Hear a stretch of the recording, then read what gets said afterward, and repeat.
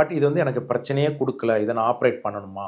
Try cough, வறட்டு இருமல் இருக்கு. Non veg பார்த்தாவே எனக்கு இப்ப புடிக்கிறது இல்ல. வரதுக்கு வாய்ப்புகள் இருக்கு. இப்போதைக்கு வெயிட் அண்ட் வாட்ச் அப்படின்னு சொல்லலாம்.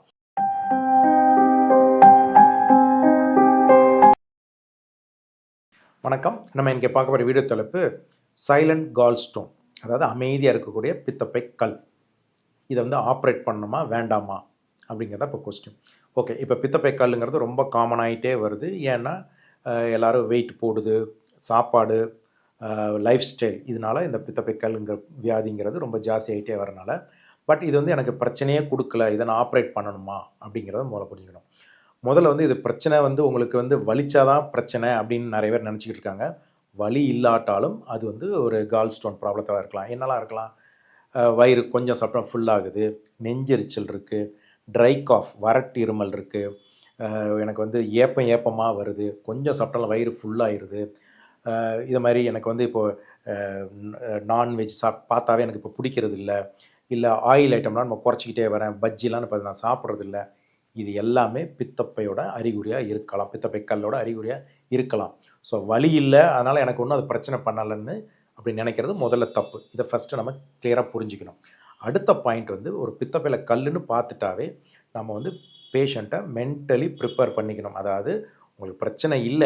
மோஸ்ட்லி அது ஒரு சர்ஜரியா தான் வரதுக்கு வாய்ப்புகள் இருக்கு. இப்போதைக்கு வெயிட் அண்ட் வாட்ச் அப்படின்னு சொல்லலாம். ஏன்னா, இது வந்து ஒரு சர்ஜிக்கல் ப்ராப்ளம். இது வந்து நம்ம ஓடலாம், ஒளிய முடியாது அப்படிங்கிற மாரி ஒரு சிச்சுவேஷன். ஸோ, இப்போ வந்து சரி ஓகே. இது சைலன்ட்டா தான் இருக்கு. அப்போ எப்போ இத ஆப்பரேட் பண்ணணும்? சைலன்ட்டா இருக்கு. பட் இருந்தாலும் அதையும் ஆப்பரேட் பண்ணணும்னு ஒரு கண்டிஷன் இருக்கு. அது எப்பலான்னு பார்த்தீங்கன்னா, உங்களுக்கு குட்டி குட்டியா நெறைய கல் இருக்குது. ஏன்னா, அந்த கற்கள் கீழ வந்து இறங்கி போனா பெரிய பிரச்சனைகள் மஞ்சக்காமால வரலாம். இல்ல இன்ஃபெக்ஷன் ஒரு எமர்ஜென்சி மாரி ஒரு ப்ரொசீஜர்ங்கிற 2 ப்ரொசீஜர் அப்படிங்கிற மாரிலாம் போகலாம். அத மாரி இருக்கு. இல்ல கல்லு நல்லா பெருசா, திக்கா பெருசா இருக்கு. 3 சென்டிமீட்டருக்கு மேல இருக்கு.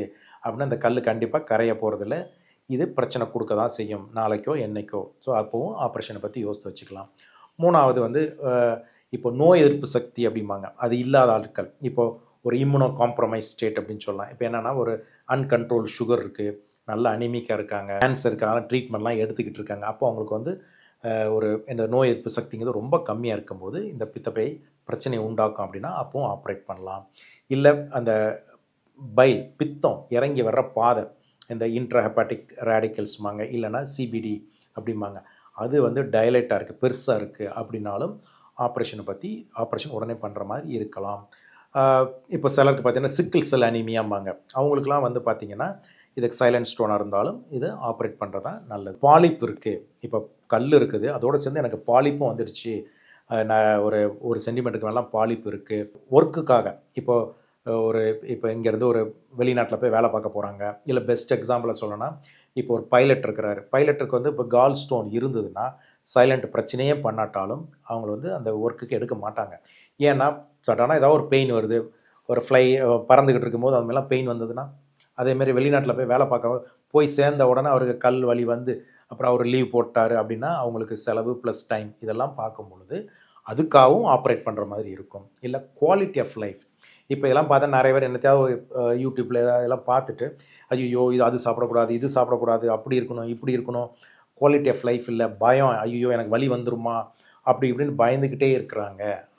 அவங்களும் அப்படி இருந்தாலும், நம்ம இத ஆப்பரேட் பண்ணி தான் ஆகணும். அடுத்தது ஒரு கேன்சர் மாரி நம்ம சந்தேகப்படுறோம். இல்ல ஃபேமிலி ஹிஸ்டரி நெறைய இருக்கு. ஃபேமிலீஸ்ல நெறைய பேருக்கு கல் இருக்கு. அதில கொஞ்சம் அ அப்பர் கேஸ்ட்ரோஇன்டெஸ்டினல் கேன்சர்லாம் இருக்குது அப்படின்னாலும், இத முதல்லயே ஆப்பரேட் பண்ணிக்கிறது நல்லது. ஸோ வலி இல்ல அப்படிங்கிறதுக்காக எனக்கு கல் வந்து அமைதியா இருக்குங்கிறது கிடையாது. மத்த சிம்ப்டம்ஸ் இருந்தாலும் ஆப்பரேட் பண்ணணும். இல்லன்னா சொன்ன மாரி ஒரு 40 வயசு ஆயிப்போச்சு. இப்ப லாஞ்சிவிட்டிம்பாங்க. இப்ப லாஞ்சிவிட்டி இப்ப யங் ஏஜ் ரொம்ப நாள் உயிர் வாழ்வாங்க அப்படின்னா, அவங்கலாம் இப்ப மென்டலி ப்ரிப்பேர் பண்ணி சீக்கிரமா பண்ணிக்கிறது தான் நல்லது. ஏன்னா, அவங்க அது சாப்பிடாத, இது சாப்பிடாத, அப்படி இரு, அங்க போகாத, இப்படி இருன்னு சொன்னா அவங்களால குவாலிட்டி ஆஃப் லைஃப் இருக்காது.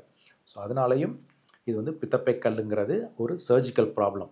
அத அப்சர்வ் பண்ணலாம். இப்ப நம்ம ஆப்பரேட் பண்ணாட்டாலும், அத அப்சர்வ் பண்ணலாம். பட் அதுக்காக ஆப்பரேஷனே பண்ணக்கூடாது, தேவையில்லைங்கிறது ஒரு ஒரு சரியான வாதம் கிடையாது. ஸோ பித்தப்பை கல் அமைதியா இருந்தாலும் ஆப்பரேஷன் தேவைப்படலாம். வணக்கம்.